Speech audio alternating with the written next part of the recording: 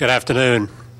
Barely good afternoon. I'm Rob Vaughn with the Virginia Foundation for the Humanities, and I'm delighted to welcome you here, also to welcome our television audience, and to welcome Kristin Swenson and to introduce you to her. As you might expect, with a name like Kristin Swenson, she is from Minnesota, and she went to St. Olaf College. Where else could it be? She went on to Boston University, where she did a PhD in religious studies, and is here today to talk about a book that she published while she was a fellow at the Virginia Foundation, although she was working on something else at the time. This was a precursor to her experience with us. The book is called Babel, and I'll let her tell you about it, though you can imagine what it is, and you can also imagine, I think, enough to want to be here today. When she was with us at the Virginia Foundation, she was working on a 2,500-year-old history of Cyrus and of Darius, and of a daughter and wife named Atossa. Is that close enough? Atossa, who has proved to be an extraordinary woman of the time. And I will leave that also to Kristin and to the next book, which you need to buy as well as this one along the way. The book Babel is now out in paperback, so it's a great Christmas gift. And I can tell you that you will enjoy it, and many of your friends will as well. No matter your perspective on the Bible, you will enjoy this book. Kristin is now a visiting associate professor of religious studies at the University of Virginia. When she came to us as a fellow, she had been on the faculty of Virginia Commonwealth University, also as an associate professor, for almost 15 years. I'm not sure what almost means, 14, 13? But since 97, so 13, 14 years there. We're delighted that she is now in Charlottesville, delighted that she's at the University of Virginia, and delighted that she is here today to talk with us. Kristin.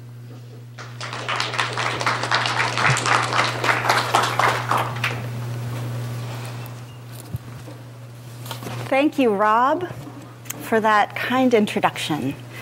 And to Ann Spencer and all the folks at the Virginia Foundation for the Humanities for hosting this event. And it's wonderful to see you all. Thank you for coming out. I need to give you a little heads up before we get started. And with this news, if you decide to get up and leave, I'll understand. Just a spoiler alert, there is nothing about Thomas Jefferson in this talk. Well, thanks for staying. Okay, great. So there are other things we can talk about here in Charlottesville. It's wonderful. I want to echo Rob's comment about books being great Christmas gifts, so I can help you with that as well. By taking a little stroll down the pedestrian mall after the talk, you can pick up gifts for all of your family and friends. Wonderful. Thousands of options at the bookstores here in Charlottesville. I've been looking forward to this lunchtime chat together. Although the Virginia Foundation for the Humanities rightly emphasizes the arts and investigation of all things Virginia, I am grateful that their scope is wide enough to include something so ancient and foreign as the history and literature of the Middle East some 2,500 years ago. I am especially grateful that they so hospitably included me among the Fellows of Spring 2010. One of the peculiar delights of that experience was working in proximity to amazing scholars and writers, some of whom I recognize here, sharing ideas over coffee in the lounge and walks in this beautiful region. The VFH excels in continuing such conversations, from its radio show With Good Reason to its Festival of the Book and so much more. I appreciate your being here and a part of it. I'm eager to get into more conversation with you. When Cyrus II rode through Babylon's luminous gate of the goddess of love and war and into the city of gods 2,500 years ago, some say it was a time of relief. As far as the weather goes, that's probably true. After all, by late October, the temperatures along the Tigris and Euphrates rivers around Baghdad and Babylon drop into a blessedly livable range, and the promise of rain is real. History would ascribe to this particular moment, however, more profound relief than a simple break in temperature. Finally, some said, the gods were happy again. But interpreting the will and moods of the gods is seldom without disagreement, then as now. In 539 BC, Cyrus was blood and bone, muscle and mind, and quite likely conflicted in his feelings. While Cyrus's personal ambitions seemed finally to be justified in the conquest of Babylon, his first and most beloved wife was gravely ill. His eldest son, who rode with him, suffered worrisome fits of palsy, and the general who had won Babylon for him would be dead in a week. Yet entering that city, Cyrus must have felt that he had arrived, that he had attained the status of the greatest of men. Already king for years and no stranger to military victory and the expansion of his empire, Cyrus nevertheless identified Babylon as the place where kings from all over the world would come to kiss his feet. For Babylon was an ancient city even then, with a storied history of world dominance by its people's ingenuity, prosperity, and raw power. The people who lined the roadways to see Cyrus come were as diverse as the world itself. They included not only native Babylonians and ordinary citizens, but also the world's foremost craftsmen and intelligentsia, exiles uprooted from lands that the Babylonian Empire had added to its own. Among them were Phoenician architects, Syrians trained to fashion exquisite carvings in ivory, worldly scribes who copied the classic Gilgamesh epic, already 1,000 years old, and Jews who never forgot their scrubby land to the west and the devastated temple that they had loved. By the rivers of Babylon, the Jewish exiles sang, "There we sat down and, oh, we wept when we remembered Zion." Cyrus could never have predicted that this last group, culled from the Babylonian Empire's frontier at the eastern end of the Mediterranean, stubborn in their beliefs and dogged in their determination to make sense of events in light of those beliefs, would write the most influential texts in history, lasting long after people forgot his name. Yet without Cyrus, the Bible might never have come to be. That's a little section from the beginning of the book that I'm working on now, that Rob so kindly introduced you to. A book that began as a biography, if you will, of Cyrus the Great, who is called Messiah in the Bible, and about whom we can talk a little bit more later. I'm hanging this narrative, though, on his daughter Atossa, as Rob noted, who may be the first woman to have had a mastectomy and survived. She ended up marrying her brother, Cambyses, who probably had epilepsy, became king after Cyrus, and she married this guy who may have been her brother but is described as a usurper, and then Darius. And she becomes the mother of Xerxes, who you may remember from the movie 300 as the awful and effeminate Persian king of that famous battle. But today I aim to share a little information also about the Bible in general, some meandering observations about its relationship to Babylon, and a lot of questions. I want to leave ample time for us also to talk together about the Bible, its Babylonian roots, and the ways that it shows up in a very different 21st century, of course, our own. We'll wander in and out of Bible Babel, the book that Rob kindly mentioned, especially but not exclusively as concerns Babylon, and we'll even talk a little bit about the holidays, all within the next several minutes. So here's the thing. The Bible is a really weird book. This is something that folks who study the Bible have accepted, but few of us want to reveal that dirty little secret. It's a very weird book. You'd never know this by the way that the Bible shows up today. People talk about it as if it all makes sense in the ways of modern books that are composed by a single author in a narrative that reads from cover to cover with a beginning, a middle, and an end. People talk about the Bible as if its meaning is perfectly clear, that all you have to do is read it. Even people who have never cracked its spine are confident that they have a pretty good idea of what the Bible says. Goodness, we even talk about it as if there's only one Bible. The truth is, the Bible is a different book for Jews and for Christians. And Protestant Christians have a different Bible than Roman Catholic Christians. And I don't mean simply that they interpret it differently. It literally has different stuff in it. Some time ago, I attended a lovely little party in Richmond where a guest confessed after learning what I do that he'd been meaning to read the Bible. He felt he should know it better given its tremendous influence, and I have to agree. But he asked me, should I read the Bible or your book first? I mean, what a great setup. So I said, of course, my book. But no, seriously, not to pit Bible Babble against the good book or my words against God's word. The Bible is so unlike modern books that it helps to have some background information about it in order to understand what one's reading or how others are reading and using it. In Bible Babble, I observed the Bible is wildly unique, yet it sits on modern bookshelves mum to its extravagant dissimilarity, with its modest spine politely blending in, a book among other books. For one thing, while it is indeed a single book, it's also a collection of many books. Just how many depends on who you're asking. Many of those books have long histories of development with the input of a number of different people or communities. The collection itself grew up over a long period of time, and so we find in it many different voices reflecting different times and places. The Bible didn't fall out of the sky in King James English. Neither was it etched into stone tablets during a thunderstorm and handed to a tunic-clad Charlton Heston.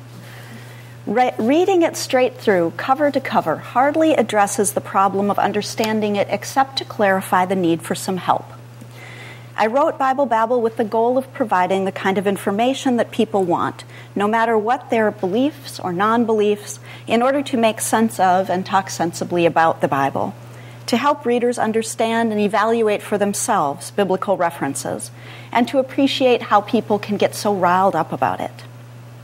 Indeed, one of the things that led me to write this book was to show how people use the Bible to argue both sides of controversial issues.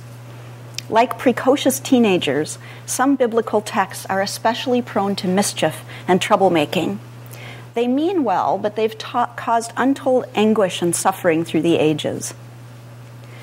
But because I come from a non-confrontational people, laconic Minnesotans, home to the Norwegian bachelor farmer, I didn't want the whole book to be about controversies, though my agent did. She comes from New York. In that chapter, which deals with such issues as homosexuality, evolution, abortion, the prosperity gospel, anti-Semitism, and environmentalism, I seek simply to show and describe very briefly what texts people appeal to in making their cases, how they read those and understand them. There's also a chapter on translation titled, What's the Best Translation? Several on famous people, places, and things, quotes that crop up in all sorts of places, from pop music to political speeches to The Simpsons, and a chapter that deals with the different names and doings of God. By way of a few examples, this from the quotes chapter that has some bearing on our interest in Babylon. It comes from the book of Ezekiel concerning the Valley of Dry Bones speech.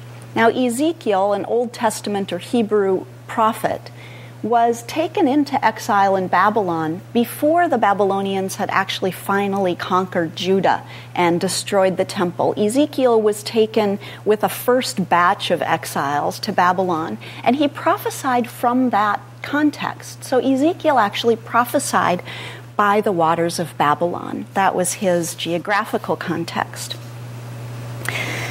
In this book of Ezekiel is the Valley of Dry Bones speech, which is full of hope and promise. He actually delivers this more than, or about halfway through the book, actually a little more than halfway through the book, after he's heard that that Jerusalem, his hometown, has fallen.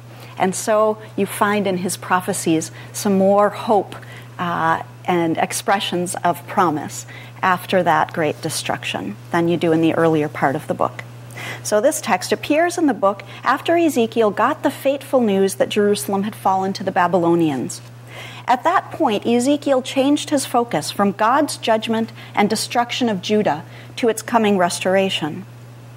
Part of the message of restoration comes in the form of Ezekiel's vision, in which the Spirit of God took him to a valley scattered with dry human bones and told him to prophesy to them that God would make them live again.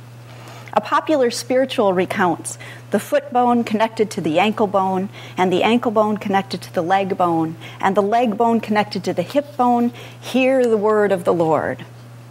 Although many people think that the story tells about the resurrection of the dead, in the text, God explains to Ezekiel that the bones are the community of Israel, who thought that they had been utterly decimated, never to be a people again.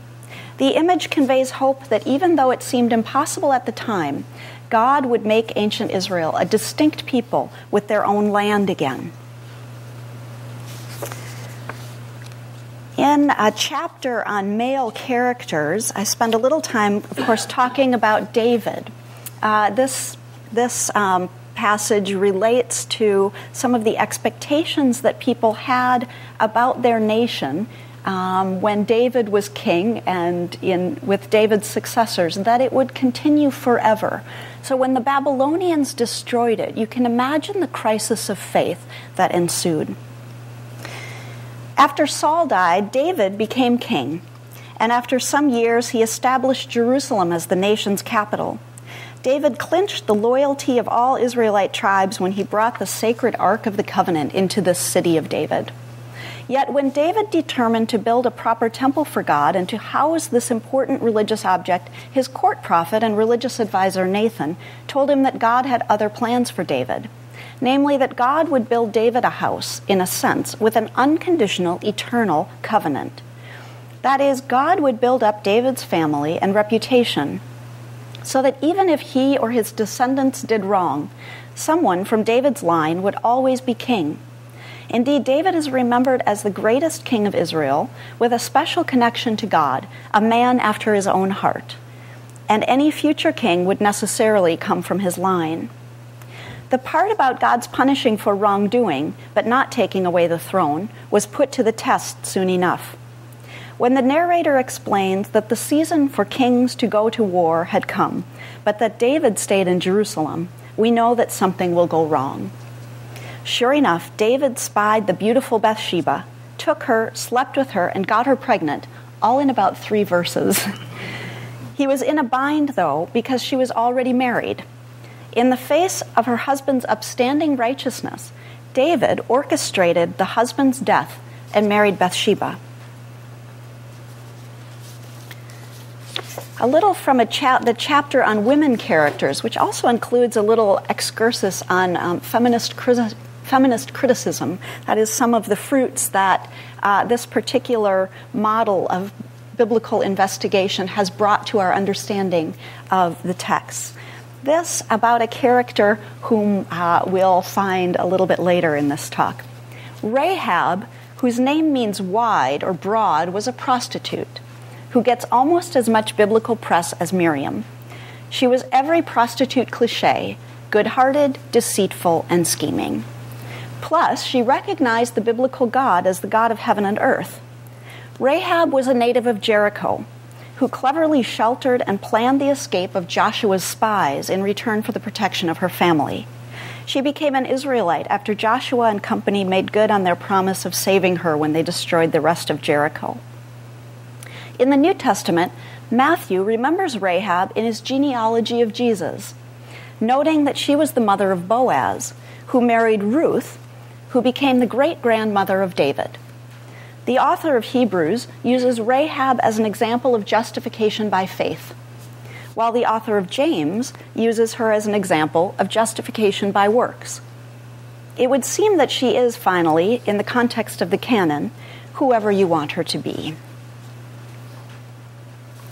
It's in a prophecy about the Babylonian king, or a Babylonian king, that the idea of Lucifer as a fallen angel comes.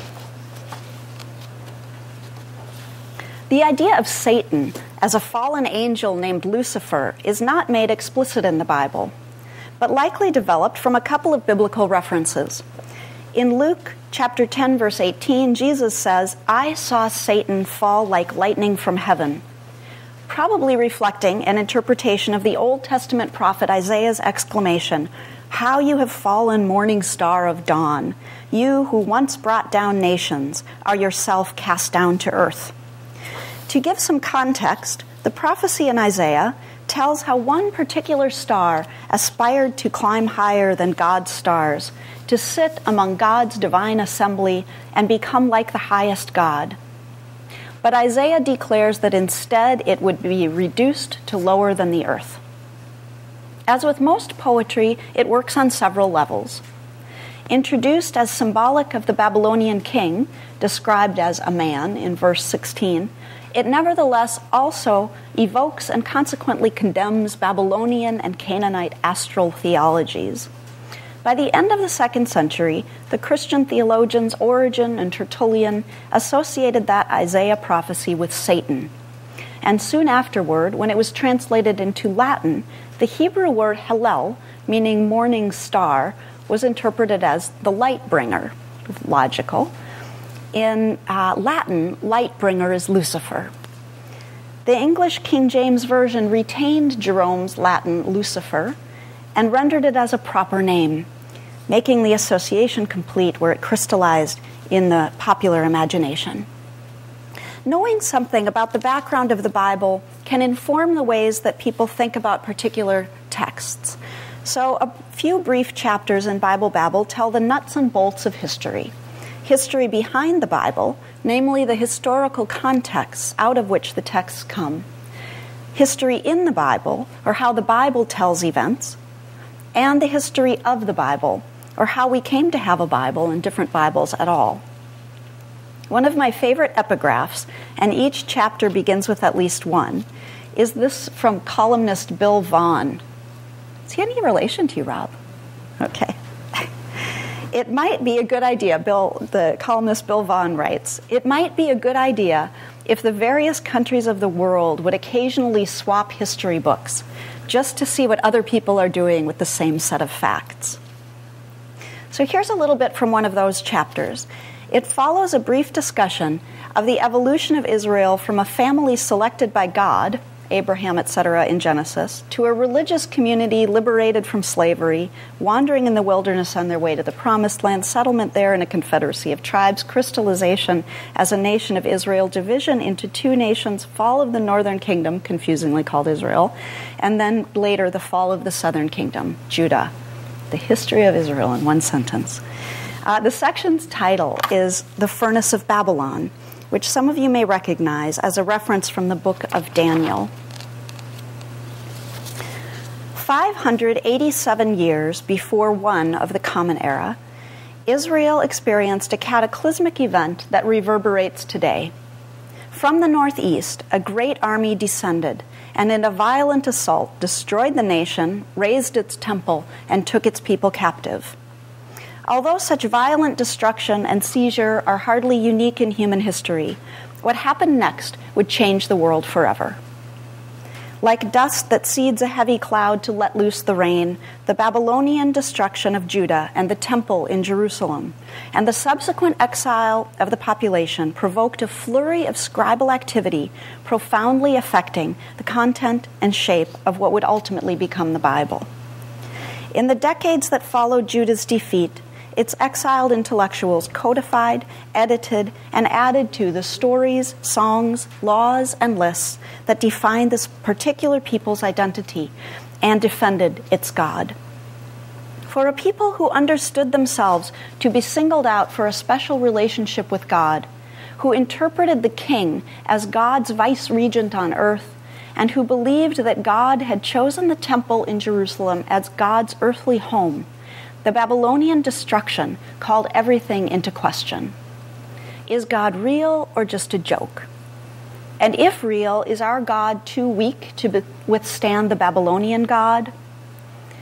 Where did God go when the temple was destroyed? Is God just and fair?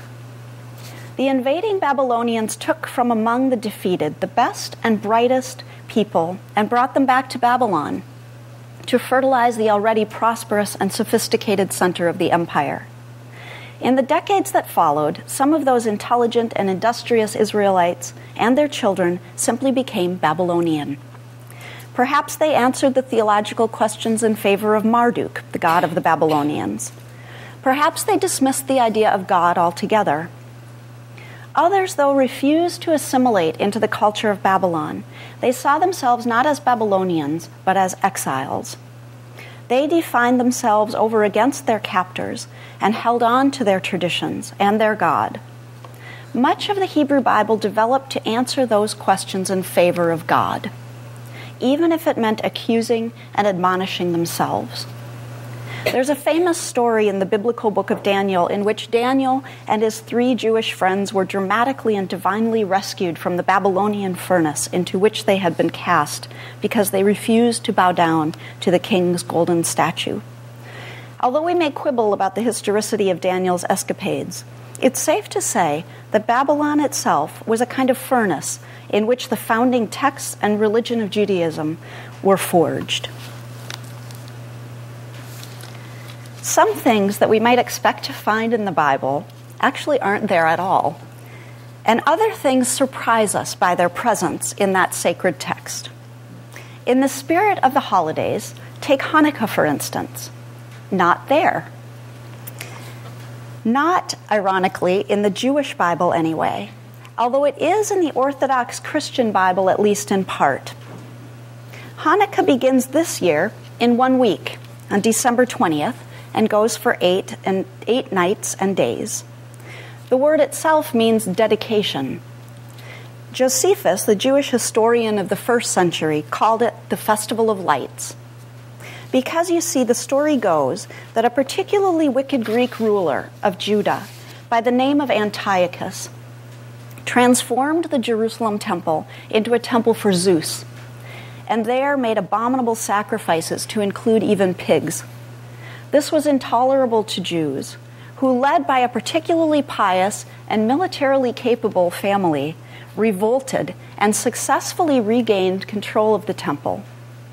Miraculously, 1 day's worth of sacred oil for light lasted the 8 days necessary to produce more, and the temple was rededicated to God. When did this happen? In the 2nd century BC. Yet the book of Daniel refers to Antiochus' blasphemy and clash of powers, but not Hanukkah, as something that Daniel envisioned from, you guessed it, exile in Babylon, some 400 years earlier. For Christmas, we are dependent on the Gospels, 4 different narratives of Jesus' life. Yes, 4 different ones. Half of them don't have a nativity story at all. And of the other 2, neither one has what we think of as the whole nativity scene. That is, the shepherds show up in one gospel, but without any wise men. That's Luke. The wise men show up in the other, but no shepherds. That's in Matthew. Matthew begins with the genealogy that I mentioned a minute earlier of Jesus, traced back through Joseph. But never mind that. What you may find particularly interesting is that in the generations, each defined by men, going back all the way to Abraham, Matthew includes 4 women before Mary. It is probably no coincidence that each of them, Tamar, who shows up in Genesis, this Tamar is the one in Genesis, Rahab, that we talked a little bit about a moment ago, Ruth, and the wife of Uriah, who is Bathsheba, are not only foreigners, but each of them has an eyebrow-raising sexual history.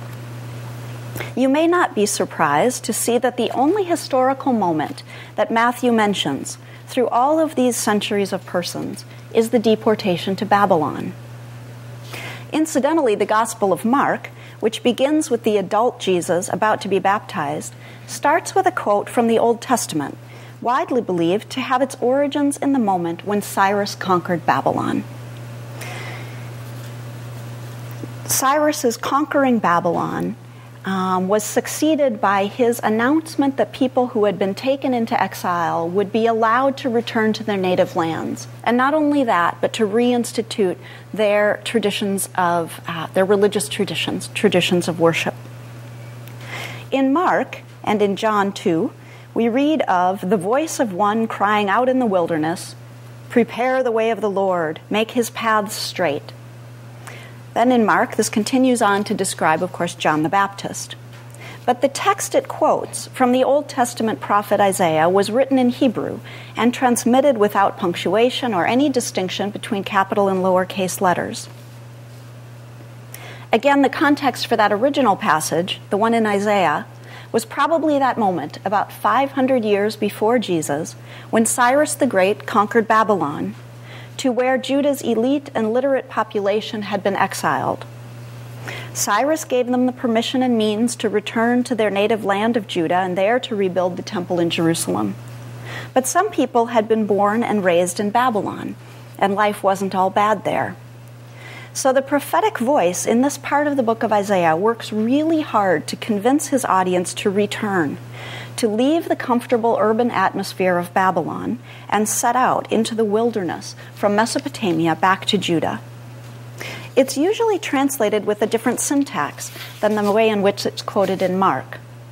Where Mark read, "The voice of one crying out in the wilderness, prepare the way of the Lord," the prophecy in Isaiah reads, "A voice cries out, in the wilderness prepare the way of Yahweh, make straight in the desert a highway for our God."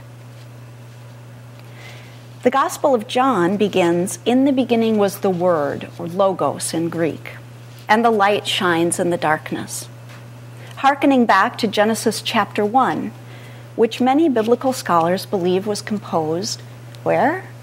In Babylon.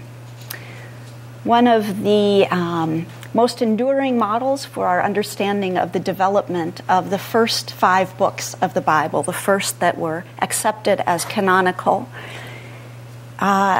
includes the sense of 4 different documents woven together into those books. The 4th and latest document or source is also, according to this hypothesis called the documentary hypothesis, understood to also have edited and managed the received traditions predating it.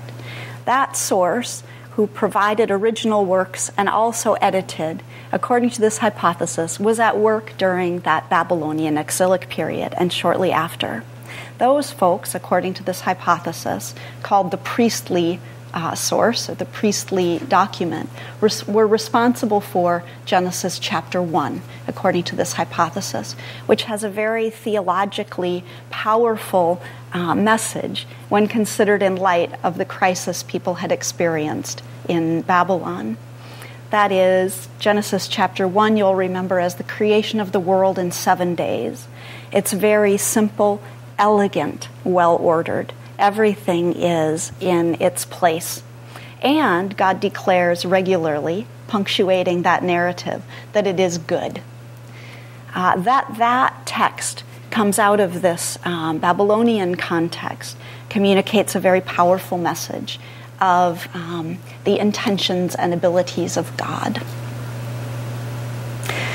Yes, the story of the Tower of Babel was likely also born in these circumstances, as the exiles from Judah observed not only the many languages spoken in ancient Babylon, but also the long, slow renovation in the city's center of the huge 7-step ziggurat called the Entemenanki, or the foundation platform of heaven and earth. When I was a fellow at the VFH, I was lucky to have, just across the hall from me, fellow Martine Halverson-Taylor, who is here with us today. She was busily at work finishing her manuscript, Enduring Exile, about how that experience transcended its historical and geographical circumstances to become the source in many biblical texts for the poetic expression of alienation, loss, and anxieties of identity. Exile, then, is hardly limited to the explicit narratives of national defeat and displacement. The historical experience of exile is rather late in the Bible's chronology of significant events, beginning as it does with the creation of the world. However, the way that the earlier history came to be narrated is profoundly informed by the wrestling of faithful people in light of the crisis of Babylon. How could the nation that God had promised would endure forever, with a king from David's line ruling as God's anointed in justice and peace, be defeated?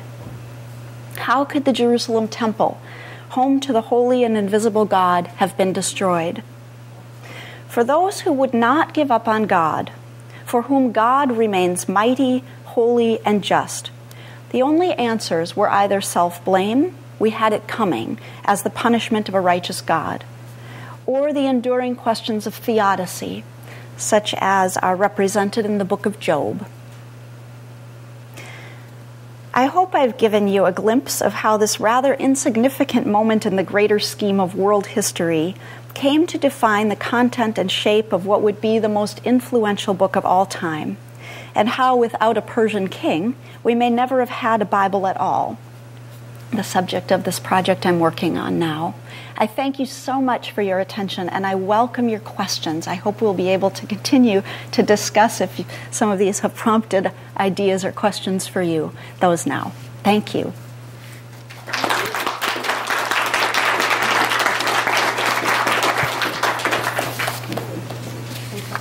Are there questions?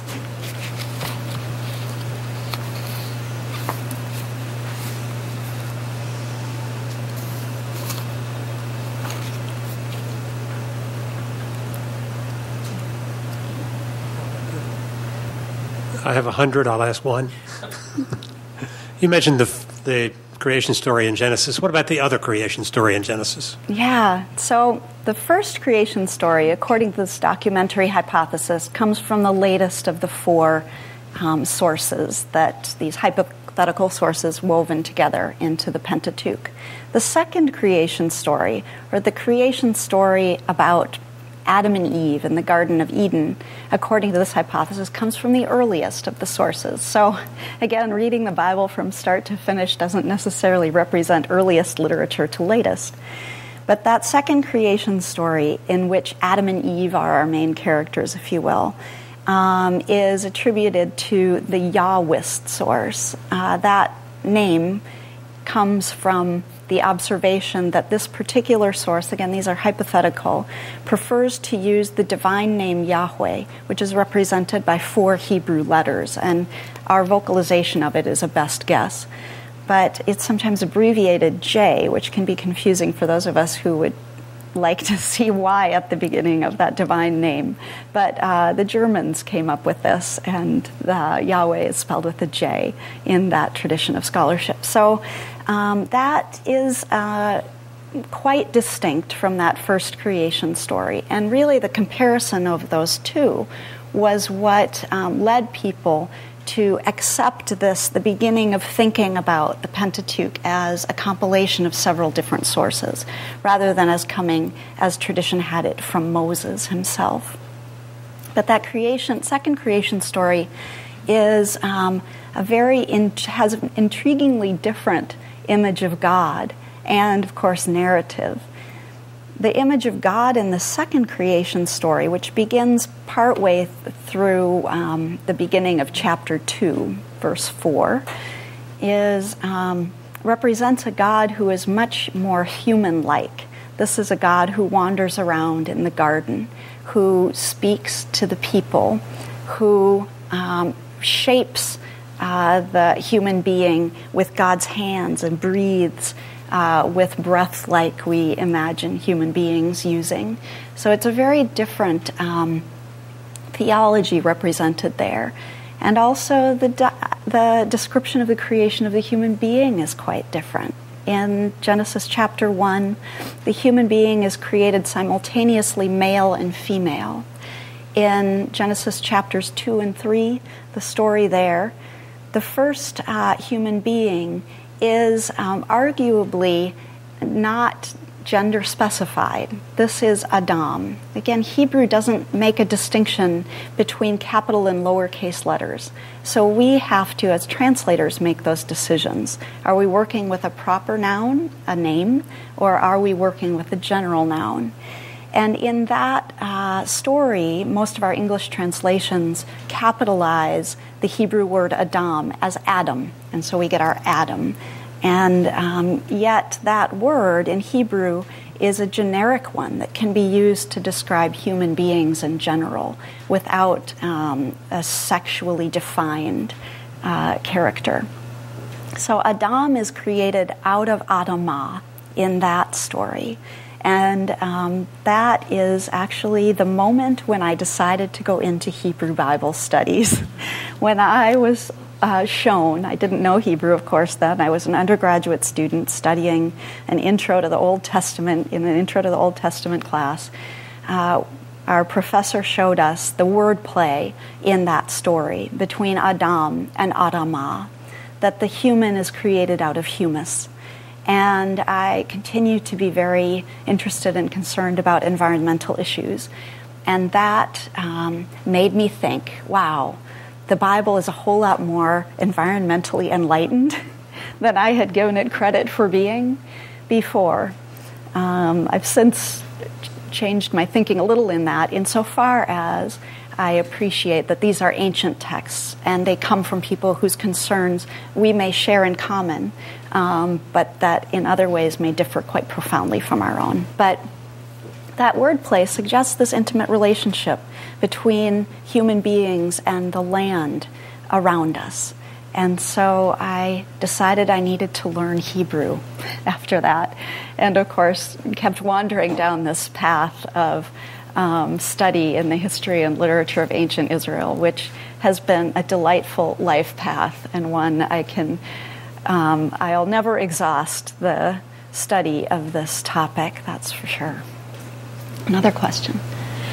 I'm wondering, when Cyrus conquered Babylon and they built up this culture there, what would be his motivation for allowing people to then disperse again and get rid of or maybe diminish somewhat all the things that had been developing over that period of time?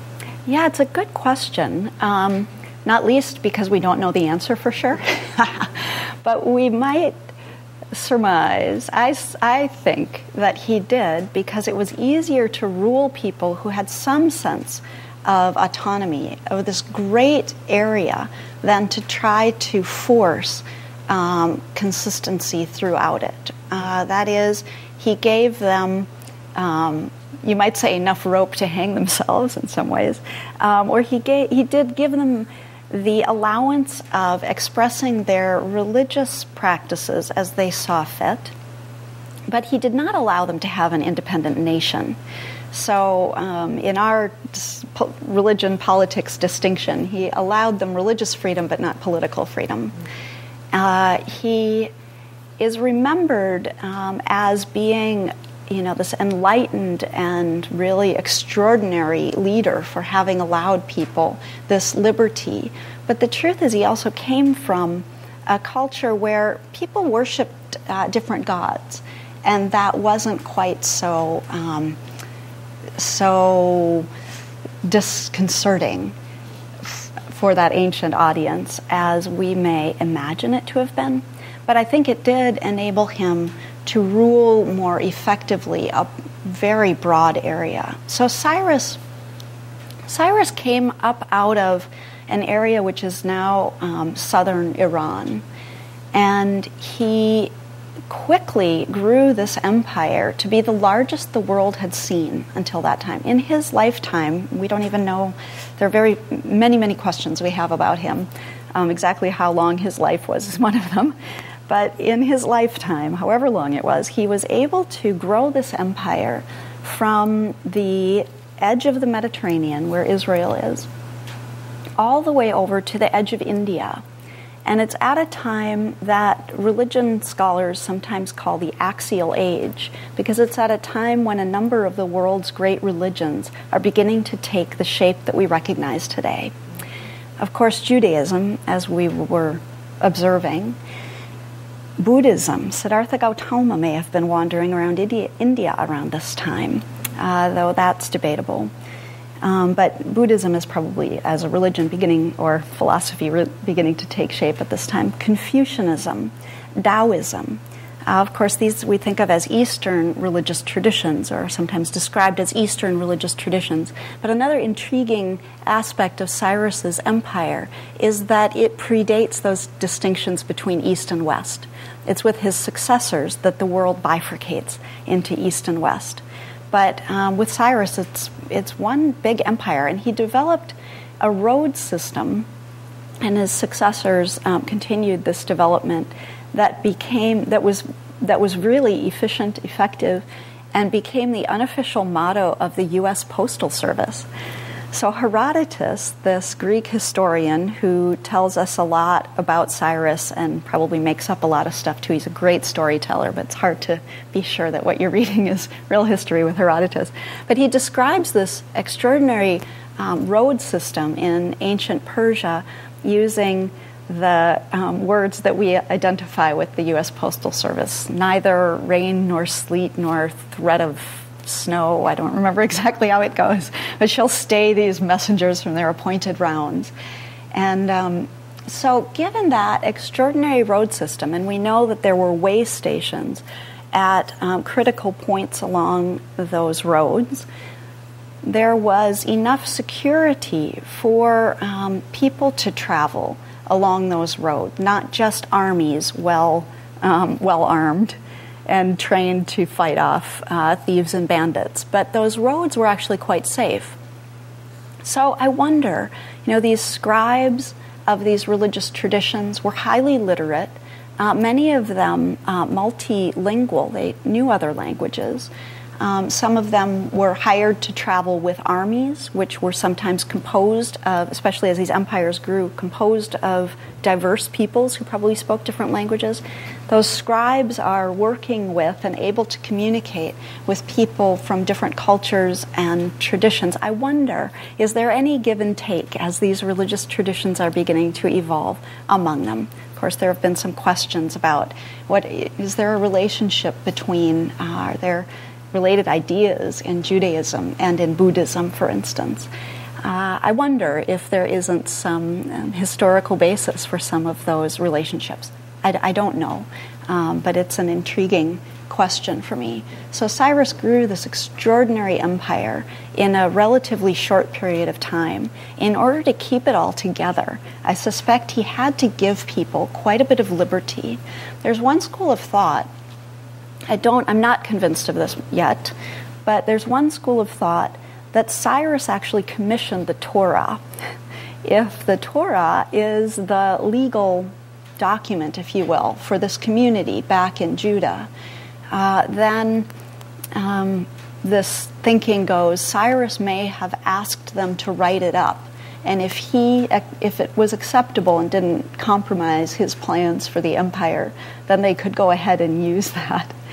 Now, I'm not convinced that that's what happened, but I am convinced that a lot of the texts that become those first 5 books of the Bible really began to take shape during that time. So a lot of biblical scholars think that the books that the texts that would become the books of the Pentateuch, those first 5, began to gain traction during the exilic period. And I wonder if without Cyrus's patronage, they would have just died on the vine. But with his patronage and this allowance that the Bible remembers, of course, very fondly, Cyrus is taken by the hand of God. It is God who anoints Cyrus. Cyrus is called Messiah in the book of Isaiah. Cyrus gets the last word in the canonical ordering of the Hebrew Bible. Cyrus is remembered very fondly, and I think for good reason, as instrumental in the continuation of this community at a time critical to the development of the Bible. So another question here.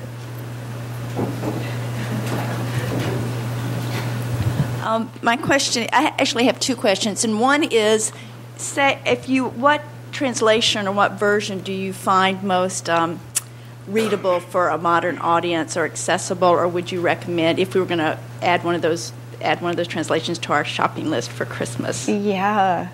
So I spend a chapter in Bible Babel talking about translation. Mm-hmm. And I title that, What's the Best Translation? Because it's a great question. Mm-hmm. And Of course, I'd like to say you have to read the book in order to find that out, but I'll spare you that. My philosophy is it's good to have a whole bunch of different ones and lay them all out side by side. We can do this now on the computer pretty easily. You can draw up translations and have them on your screen side by side, because the ways in which they differ tend to be representative of the ways in which the original languages allow for some variation in translation. That said, I do have some favorites. I grew up with the RSV and then the NRSV, and I still find that to be a good one. I think so. One of the things I note in this, the New Revised Standard Version is the new version of the Revised Standard Version. So the NRSV, the RSV, for short, they, I think, represent the work of some really good scholars wrestling with languages whose antiquity makes such a project difficult. And also, as with any translation, is bound to be some interpretation. And I think it's quite balanced, but not perfect. I also love the Jewish Publication Society has produced a translation of the Hebrew Bible, and Oxford University Press has published a translation of the Hebrew Bible with essays by scholars. That's a study Bible. The Jewish Study Bible is tremendous. Sometimes you'll find the acronym Tanakh used for those books that are particularly the Christian Old Testament or Jewish Hebrew Bible, originally written in Hebrew. The acronym stands for the three parts of the three-part Hebrew Bible: Torah, the first 5 books, though that word is also confusingly used of the whole thing, the prophets section, and the writings section. And so that acronym Tanakh is one that refers to, if you will, the Hebrew Bible or Old Testament. But I really like Oxford University Press has a couple of study Bibles, one with the NRSV translation, one with this translation by the Jewish Publication Society that is tremendous. The other question I have is, if you could you just say a few words as to what feminist biblical criticism has added to our understanding of the text? Sure, yeah. I have to look at the clock because I could do this for an hour. So, generally speaking, feminist criticism is the kind of investigation of biblical texts from a women's point of view, or attending to women in the text, women's voices. The Bible comes out of a patriarchal culture. There's no question about it. Even though it comes out of a long period of time, that whole period of time has consistently represented within it this patriarchal impulse. And so its attention is primarily on men. So recently people have asked, what about the women? And what do these say to women, and what do they say about women? How are women represented in them? Are some of the kinds of questions that feminist criticism gets after. And to different effects. Some are simply to note the presence of these women in the Bible, to note when they get much attention. The Bible is it's sometimes exasperatingly silent on things we'd like to know more about, but it also provides details in ways that should catch our attention. When women are named, for instance, it's quite notable, marked. And I think, for instance, of the midwives in the beginning of Exodus, who are actually named Shiphrah and Puah. In that story of the Pharaoh's decision to kill all the baby boys, these Hebrew baby boys, and these midwives who do not, are named. So they are recognized, we might say, even back then, as heroes, worthy of that distinct naming. So attending to things such as that are valuable, I think. Also, simply observing that these texts come out of a patriarchal culture. And what does that mean for us? For some people who for some people it's unacceptable. They say that this doesn't, some women say it doesn't speak to me at all. I don't have a place in here. Others find ways of observing the characters, behavior, spaces that women inhabit, and the silences around them as invitations for relationship to it. One of the things that I love about the Bible, and especially the Hebrew Bible or Old Testament, is that there's no one single way it works. It doesn't talk only in one way about God.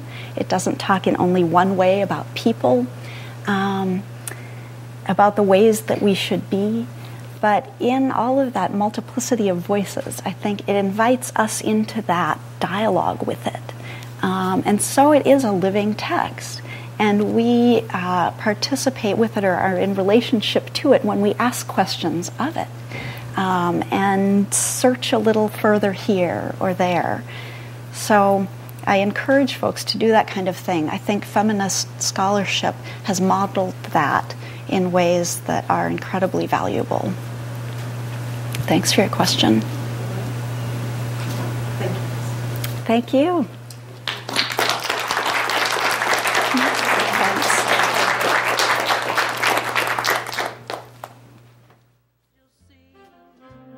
You are my gift of heaven when Christmas bells swing.